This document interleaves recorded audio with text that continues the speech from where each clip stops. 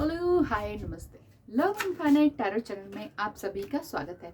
तो आज हम देखेंगे इस डेक से कि इस समय के लिए आपकी मनस्थिति जो भी हो, इस समय में आप जो भी सोच रहे हो, जो भी कुछ हो सकता है कि कोई धोखा, कोई कुछ कुछ ऐसा राज आपको किसी का पता चला है, तो आपके लिए गाइडेंस क्या आ रही है, क्या आपके लिए सही रहेगा इस समय में, ये हम देखेंगे।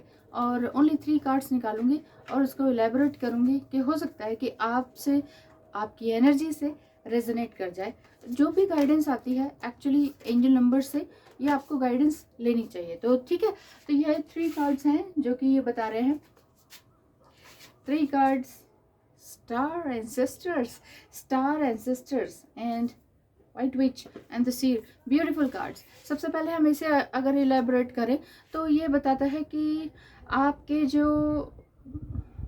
आपके अंदर जो एनर्जी है वो स्टार सीड वाली है, और आपके जो एंसेस्टर्स हैं वो भी एक तरह से स्टार एंजल बन चुके हैं। हो सकता है कि आपने अपने लव्ड वन को खोया हो रिसेंटली, और आपको काफ़ी तकलीफ़ें हो रही हैं कि ये सब क्यों हो रहा है, मेरी लाइफ में जो भी मैं जिसे पसंद करती हूँ वो जुदा क्यों हो जाते हैं, वो दूर क्यों हो जाते हैं। तो हो सकता है कि आपने किसी लव्ड वन को अपना खोया है। हो सकता है कि रिसेंटली खोया हो या 1-2 साल पहले, जो कि आपको रह रह के आपकी मिसिंग फीलिंग को दिखा रहे हैं कि आप उन्हें वाकई बहुत मिस कर रहे हैं अपनी लाइफ में, क्योंकि उनकी जो ब्लेसिंग्स थी, जो उनके अच्छा स्वभाव था आपके लिए, वो आप बहुत बहुत ज़्यादा इस समय मिस कर रहे हैं, क्योंकि आप काफ़ी अकेले हैं। और ये पिक्चर जो है ये भी आपके लिए रेजोनेट करती है, रिप्रेजेंट करती है कि आपके अंदर वाकई विजडम है।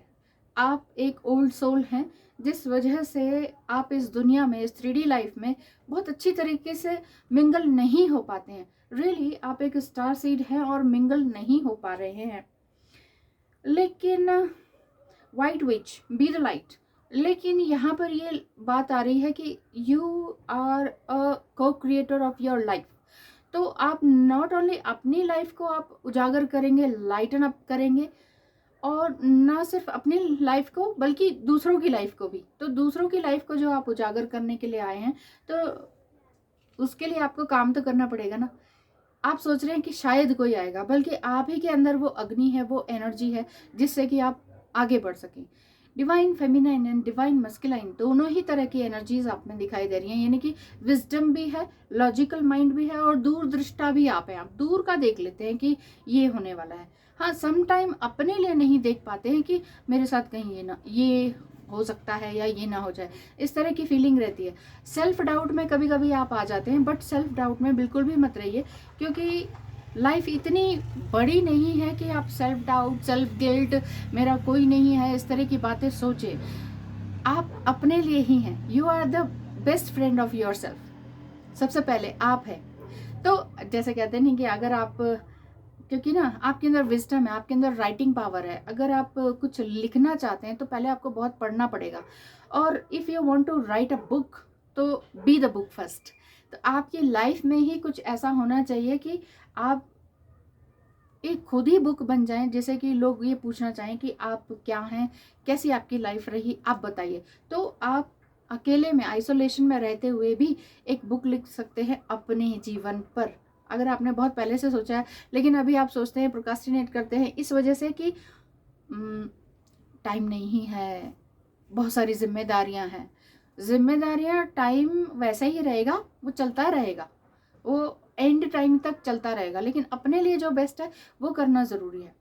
शेयर कार्ड है see beyond the current situation. इस समय जो करंट सिचुएशन आपकी बनी हुई है, इस समय आपको इसके अलावा देखना होगा। आप कहीं और नहीं देख रहे। आपका जो जो मेन ध्यान है ना, वो सिर्फ एक जगह पर होना चाहिए। जैसे ये स्टार क्रिस्टल गेजिंग कर रही हैं, तो इसमें यही दिख रहा है कि ये कहीं और नहीं देख रही है। इनका 100% फोकस अपनी तरफ है, अपनी करंट सिचुएशन पर है। लेकिन कुछ करंट सिचुएशन से अलग हटकर सोचना होगा, ताकि आप समझ सकें कि आपके जीवन में क्या घट रहा है और आप अपने लिए इससे बेटर क्या अचीव कर सकते हैं। आज ही बैठें, लिखें अपने बारे में। जनरल राइटिंग कर सकते हैं, 7 डेज तक लिखें, 8th डे में कुछ मत लिखें। 7 डेज तक आपको समझ में आ जाएगा कि आपके क्वालिटीज़ एंड वीकनेसेस क्या हैं। ठीक है, तो ये सब कुछ जैसे समझ में आएगा आपको, तो आप अपने ऊपर सेल्फ वर्क जिसे कहते हैं, इनर वर्क जिसे कहते हैं, वो आप प्रॉपरली कर पाएंगे। वो किसी और से कराने की ज़रूरत नहीं है, क्योंकि self love, self inner work का मतलब ही है कि आपके अंदर से कॉलिंग आएगी, आपका इनर वॉइस कुछ कहेगा, आपकी इनर गाइडेंस, इनर गॉड, उसको आपने देखना है। कहीं कोई हिमालय में नहीं बैठा हुआ है गॉड, है ना।